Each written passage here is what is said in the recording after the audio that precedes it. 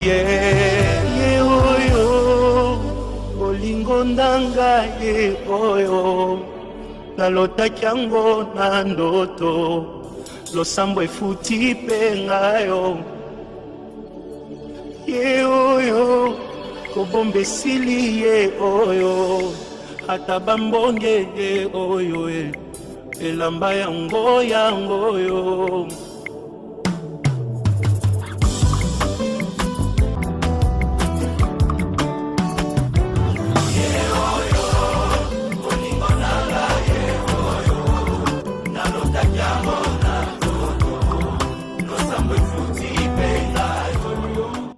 Au nom de Jésus. Que le Seigneur Dieu Tout-Puissant vous bénisse partout où vous êtes. Voilà, nous sommes encore à notre rendez-vous de l'instruction, notre rendez-vous de l'édification, notre rendez-vous où nous sommes en train de nous entraider pour conserver ce trésor que le Seigneur nous a donné, qui est le mariage. Gloire au Seigneur. Nous sommes encore là. Vous nous suivez en direct de notre chaîne télévision Mouka TV avec notre émission Parlons Mariage. Que le Seigneur vous bénisse de partout où vous êtes. Vous êtes en train de nous suivre encore. Aujourd'hui, nous allons nous édifier encore. Aujourd'hui, nous allons encore parler de ce grand trésor, comme je le disais, que le Seigneur nous a donné. Vous savez, la Bible dit que là où il y a son cœur, là où il y a le trésor, c'est là où il y a son cœur. Donc, le cœur de l'homme est toujours concentré, focalisé dans son esprit, là où il a caché son trésor. Alors, le mariage est un trésor plus précieux que tous les trésors que tu peux avoir. Voilà pourquoi ton cœur doit être focalisé, ton cœur doit réellement être donné à ce grand trésor qui est le mariage. Que Dieu vous bénisse. Vous êtes nombreux partout où vous êtes en train de nous suivre. Alors n'oubliez pas de vous abonner. Abonnez-vous nombreux. Cliquez sur la cloche des notifications et vous aurez à tout temps, à tout moment nos émissions comme d'habitude. Nous bénissons le Seigneur aussi pour tout celui qui nous a écrit. Il y a beaucoup de questions que nous avons reçues. Il y a beaucoup d'interventions par-ci, par-là. Nous avons reçu des appels. Alors continuez à écrire, continuez à envoyer vos questions, continuez à appeler parce que nous sommes là, bien instruits, nous sommes là, bien précis pour s'entraider dans l'édification de ce domaine qui est le mariage. Gloire au Seigneur, que Dieu soit loué. Voilà, aujourd'hui nous allons encore parler de quelque chose de très important. Ah oui, très très importante pour consolider ton mariage, pour que ton mariage évolue, pour que ton mariage soit stable, pour que ton mariage ne puisse pas connaître de déséquilibre. Il y a des principes à suivre, il y a des principes à adopter dans sa vie de temps en temps pour que ce mariage soit conservé, bien conservé, et que ce mariage soit réellement, comme la Bible dit, que le mariage soit honoré de tous. Donc, si tu suis ce principe, bien-aimé, ton mariage sera honoré de tous. Oui, ces principes, ce sont des principes très capitaux dans la vie de tout chacun, le couple, le mari et la femme. Et si tu suis ces choses, ton mariage sera réellement un exemple pour tout le monde. Sera un sujet de gloire. Les gens vont bénir l'Éternel à cause de ta relation de mariage que tu es en train d'entretenir. Gloire au Seigneur. Aujourd'hui, nous allons partager quelque chose dans la Bible qui est vraiment édificatif, qui est quelque chose d'édificatif, qui va vraiment nous amener très loin à comprendre d'autres choses. Vous savez, nous sommes en train de subir beaucoup de conséquences aujourd'hui dans le mariage, peut-être parce que nous avons oublié, que nous avons négligé cet aspect. Nous allons parler aujourd'hui. La conservation du mariage, les secrets de la conservation du mariage. Le secret de la conservation du mariage. Bien-aimé, tu es appelé à conserver le mariage. Comme je disais là, la Bible dit, là où il y a ton trésor, c'est là où ton cœur est. Même si tu es très loin, tes pensées, tes idées, ton cœur est toujours là où tu as caché ton trésor. Gloire au Seigneur. Et alors, ces secrets, nous allons dévoiler aujourd'hui. Nous allons nous référer à la Bible dans le livre de Genèse, chapitre 12.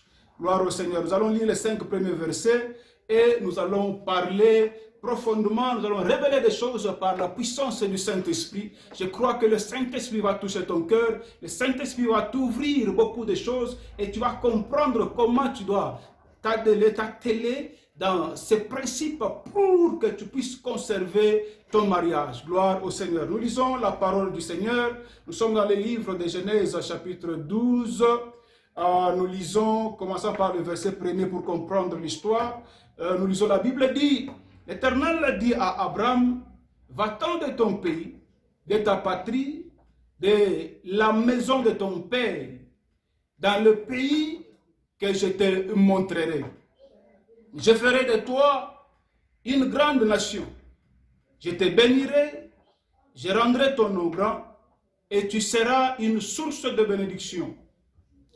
Je bénirai ceux qui te béniront, et je maudirai ceux qui te maudiront. Et toutes les familles de la terre seront bénies en toi. Abraham partit comme l'Éternel lui avait dit, et Lot partit avec lui. Abraham était âgé de 75 ans lorsqu'il sortit de Chanaan. Abraham prit Sarai, sa femme. Oh là, c'est là où nous sommes maintenant. Abraham prit Sarai, sa femme, et Lot, fils de son frère, avec tous les biens qu'il possédait et les serviteurs qu'ils avaient acquis à Charan. Ils partirent pour aller dans le pays de Canaan et ils arrivèrent au pays de Canaan. Nous nous arrêtons là-bas. Gloire au Seigneur. C'est la parole de Dieu. Voilà, aujourd'hui nous allons nous référer dans l'histoire de notre patriarche, notre père dans la foi. Vous savez, la Bible dit que tout ce qui a été écrit dans la Bible, c'est pour notre édification. Et j'aime aussi, il y a un verset dans la Bible qui dit ceci, qui dit que tous ces gens étaient de même nature que nous. Wow, gloire au Seigneur. Donc Abraham n'était pas spécial, n'était pas un extraterrestre. Abraham n'était pas un homme au-delà, un homme qui est tombé du ciel.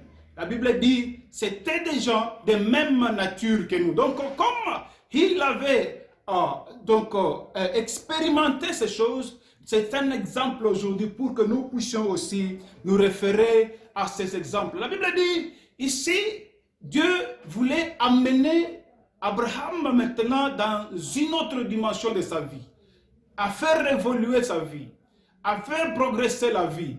La Bible dit, Dieu dit, tu dois d'abord quitter ton patrie. C'est-à-dire, le point initial, tu dois avancer. Tu dois partir dans le pays où je vais te montrer. Là, c'est une vision que Dieu donne à Abraham.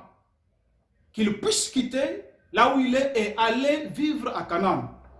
Mais nous notons quelque chose ici, dans le verset 5. La Bible dit que Abraham, bien quand il a reçu la vision, il a pris Sarai, sa femme, et Lot, fils de son frère, et tous les biens qu'il possédait, les serviteurs qu'il avait acquis.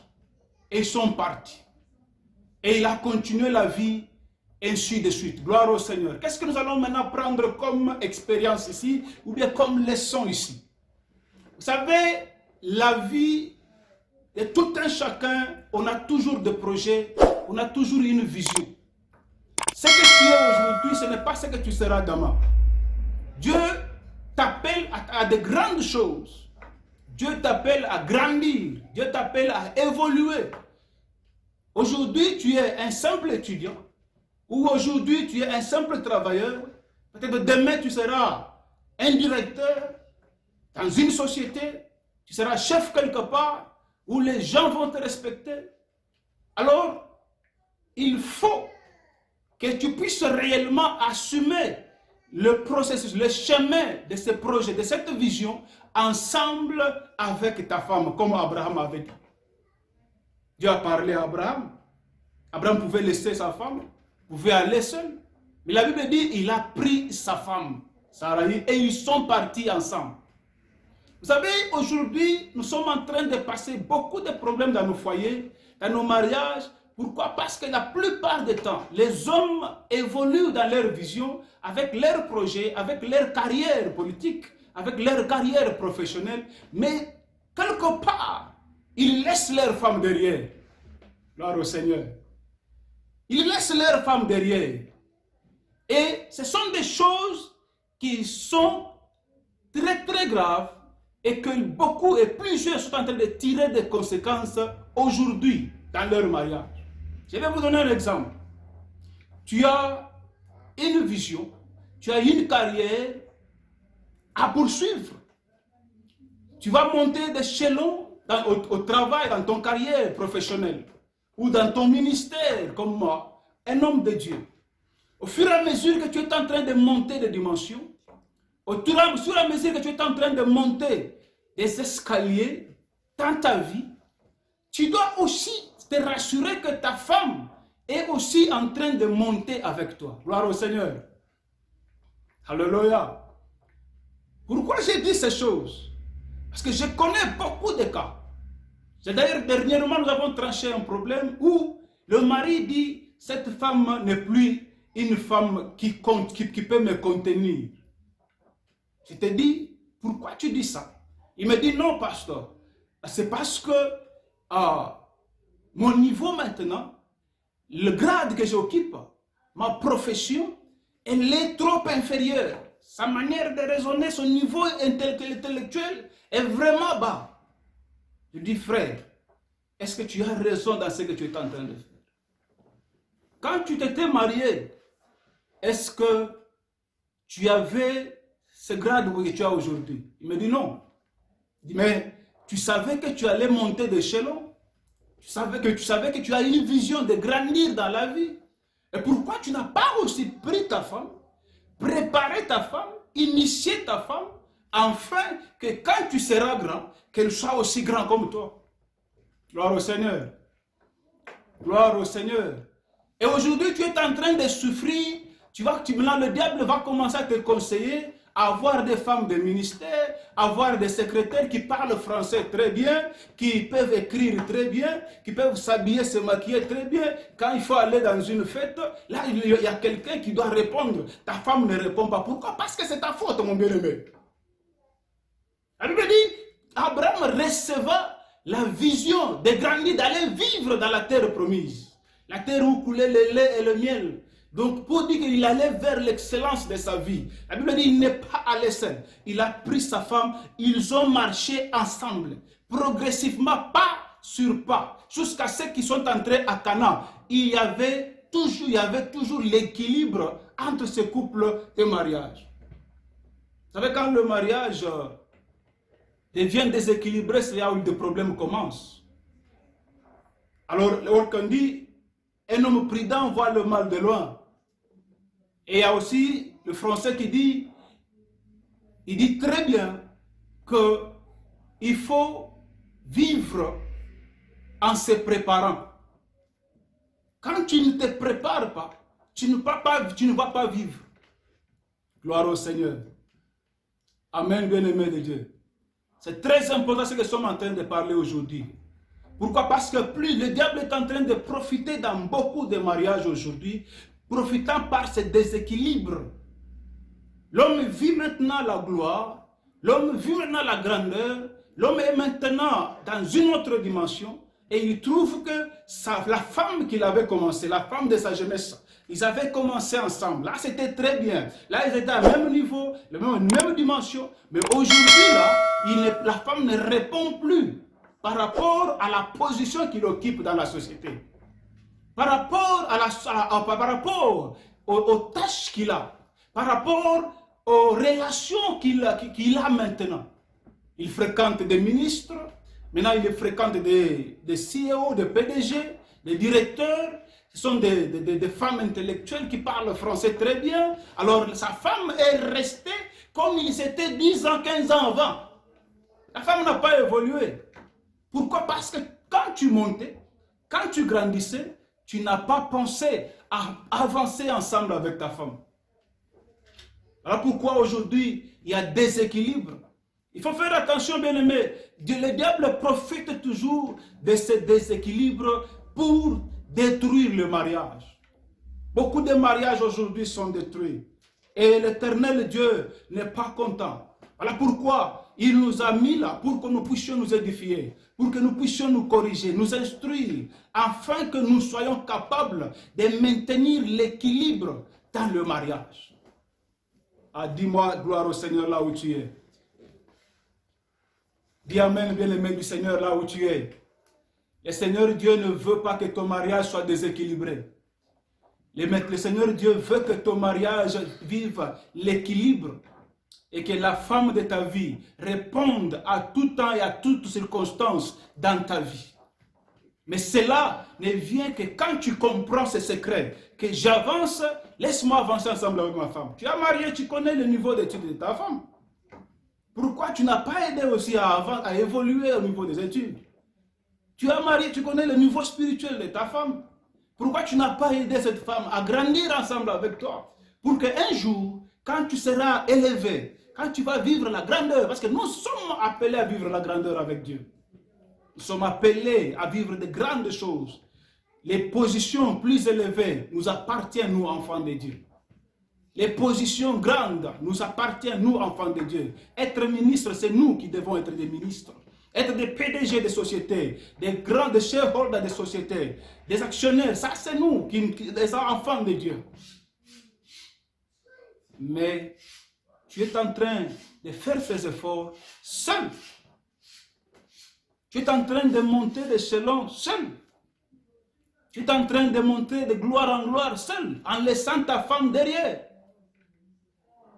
Et voilà pourquoi aujourd'hui, là, plusieurs sont en train maintenant de chercher des secrétaires, comme je disais. Pas qu'ici, il faut partir dans une fête, s'il faut partir dans une convention des hommes de Dieu, s'il faut partir dans une réunion où on demande le couple, là, il faut qu'il y ait une deuxième bureau, avec une autre fille, qui peut répondre facilement. Mais la faute à qui? C'est à toi. Parce que quand tu avais commencé, vous étiez au même niveau. Mais tu évolues spirituellement toi-même. Tu évolues intellectuellement toi-même. Tu évolues toi-même. Pourquoi tu n'as pas pris aussi ensemble comme Abraham avait fait? Abraham a pris Sarai. La Bible dit ils sont partis ensemble. Ce n'est pas que Sarai l'a suivi après. Non. Sarai n'a pas suivi Abraham après. Sarai est parti ensemble avec Abraham. Abraham l'a tenu à la main. Avançons. Et ils ont avancé. Continuons. Et ils ont continué ensemble. Mais toi, tu es toujours focalisé sur toi-même. Voilà pourquoi aujourd'hui, tu vois que tu es devenu le plus beau. Et la femme là n'est plus belle à ton niveau. Voilà pourquoi tu es devenu le plus sapeur, qui s'habille très bien. Et la femme à côté de toi ne répond plus.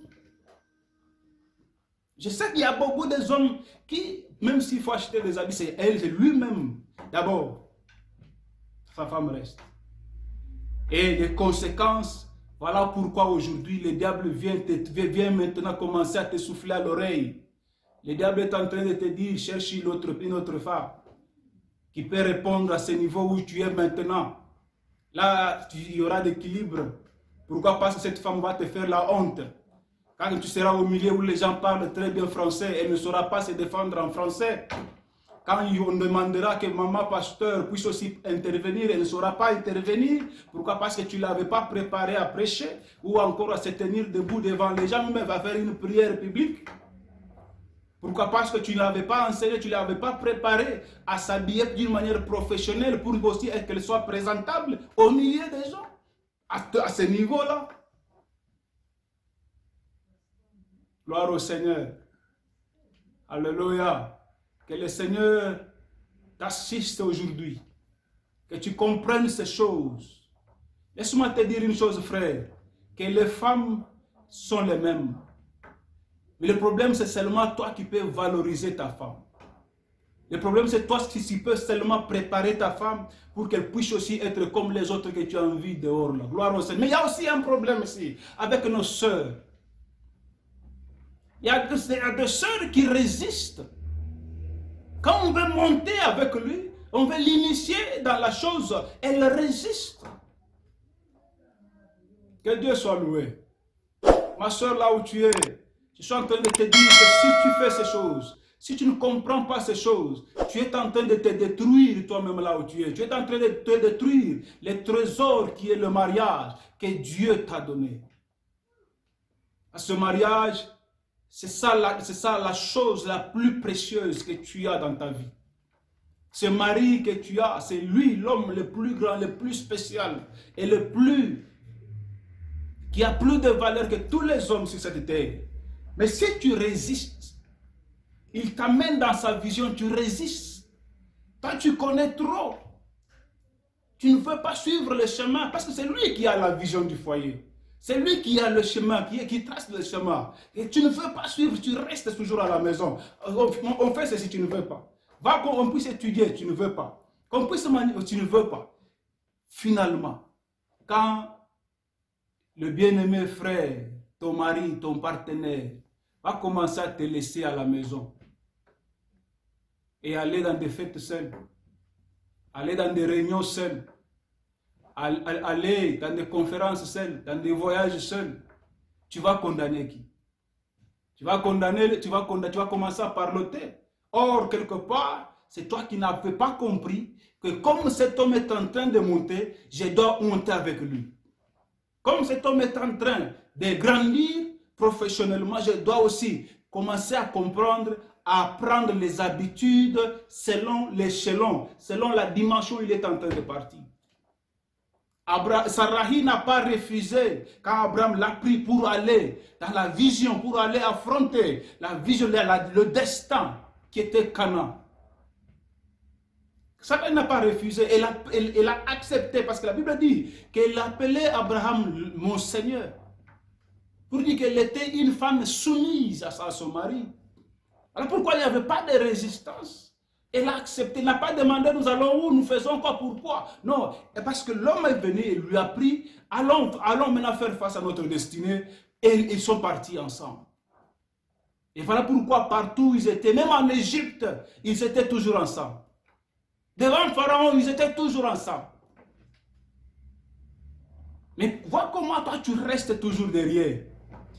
Vois comment toi tu négliges, tu ne comprends pas la vision de ton mari et tu n'aimes pas embrasser la vision de ton mari.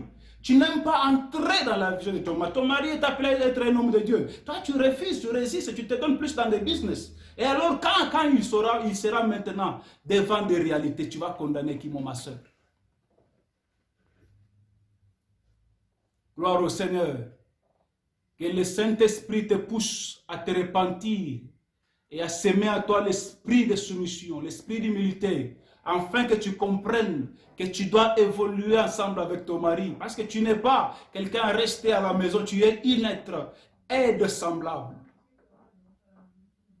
Tu es l'apôtre de l'homme. Tu dois être toujours avec lui. Il devient PDG, toi aussi tu es Madame PDG. Gloire au Seigneur. Gloire au Seigneur. Dans tes attitudes, dans ton comportement, dans ta manière de parler, dans ta manière de faire les choses, tu deviens Madame PDG. Et non quelqu'un qui reste avec des raisonnements terre à terre, des raisonnements qui ne correspondent pas, ou peut-être quand on va t'amener dans une fête, la manière dont toi tu vas te comporter sera une manière qui va donner la honte à l'homme. Là, il ne va plus t'amener. Il ne va plus partir avec toi. Il va te laisser. Gloire au Seigneur. Mon frère bien-aimé, tu dois comprendre ces choses. C'est le premier secret. Aujourd'hui, nous allons parler de ce grand secret. Avance ensemble avec ta femme vers ton destin. Le destin là, tu dois partir ensemble avec ta femme. Ne laisse pas ta femme derrière. Abraham n'a pas laissé sa femme derrière. Prépare ta femme. Envoie-la à l'école.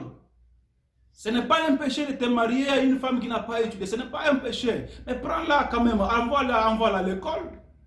Qu'elle aille aussi étudier. Qu'elle ait une base. Et maman aussi, il ne faut pas avoir honte. Même si tu n'as pas étudié, on peut toujours étudier. Même si on a 60, 70, 70 ans. On peut toujours étudier. La parole de Dieu, la connaissance de l'évangile. Il n'y a pas de limite d'âge. Tu peux toujours apprendre. On n'est jamais en retard si longtemps qu'on est encore vivant. Tu peux toujours rattraper. Pourquoi? Parce que tu mets la honte au devant de toi et tu mets l'orgueil. Voilà pourquoi tu es toujours en train de rester et l'homme est en train d'évoluer seul. L'homme est en train d'avancer seul vers le destin. Et toi, tu restes derrière. Maintenant, loin là où il sera, le diable va intervenir pour commencer à conseiller. Tu vois, maintenant, tu peux prendre une femme. Tu vois, maintenant, tu peux laisser celle-là parce qu'elle n'est plus de ton niveau. Elle ne répond plus. Et maintenant, l'homme, quelque part, il peut fléchir. Il peut arriver qu'il puisse tomber. Pourquoi? Parce que c'est une réalité. Il se voit maintenant déséquilibré. Il rentre à la maison, il ne sait pas comment partager le problème qu'il a parce que c'est à un niveau où sa femme n'est pas. Alors il manque qui peut partager des problèmes avec. Pourquoi? Parce que ton réseau est sur la terre. Tu ne peux pas aider. Maman, lève-toi. Prends courage. Rattrape-toi. Pour que tu puisses réellement correspondre. Pour que tu puisses réellement être à la même dimension que ton mari. Quand il monte en échelon, tu es toujours avec le tu gardes toujours l'équilibre. Pour qu'il soit fier de toi.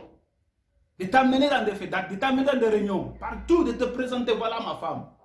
De te laisser avec ses amis en train de parler. Vous savez, gloire au Seigneur. Vous savez, il y a des maris qui ont peur de laisser leur femme en train de causer avec les amis.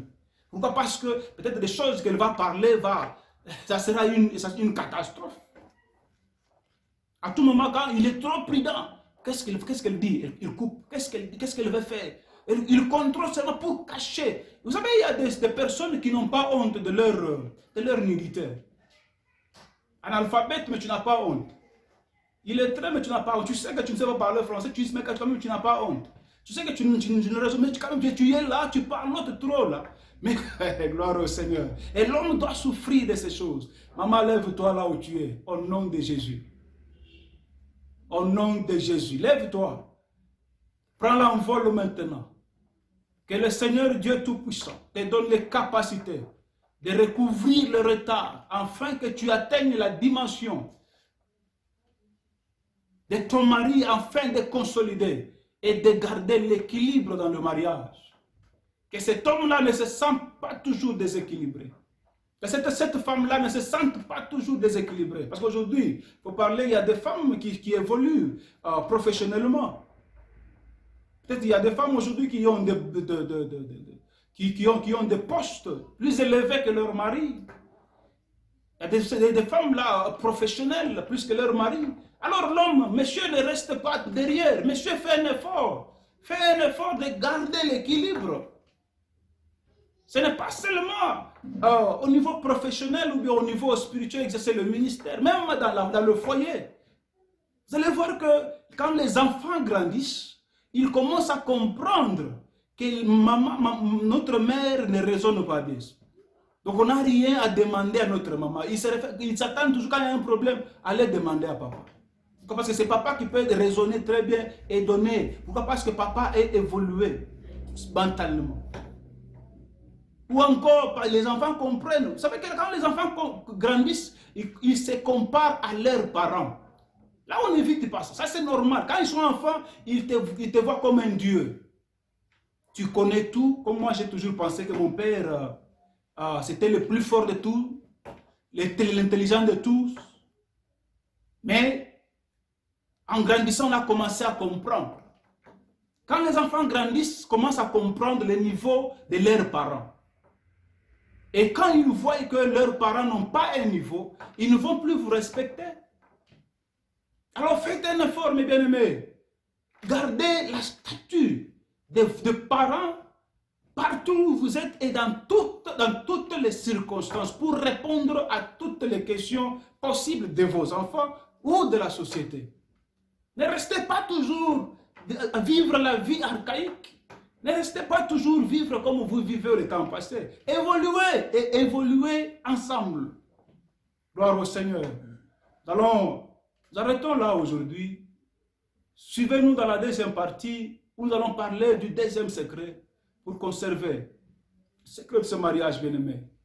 Que Dieu vous bénisse partout où vous êtes N'oubliez pas, je vous rappelle encore, de vous abonner nombreux, de partager ces émissions, de parler aussi aux frères et sœurs, à d'autres couples mariés, pour qu'ils comprennent ces choses, afin que le mariage continue à donner gloire à notre Dieu, parce que c'est notre Dieu qui est l'instituteur de cette institution qui est mariage. Que Dieu vous bénisse. Nous nous retrouvons encore à la fois prochaine. Que le Seigneur Dieu continue à vous bénir et qu'il continue à vous enseigner sur ce que nous avons parlé aujourd'hui. Merci. Olingo ndanga ye oyo nalotaki yango na ndoto losambo efuti mpe ngayo ye oyo kobomba esili ye oyo ata bambonge ye oyo elamba yango oyo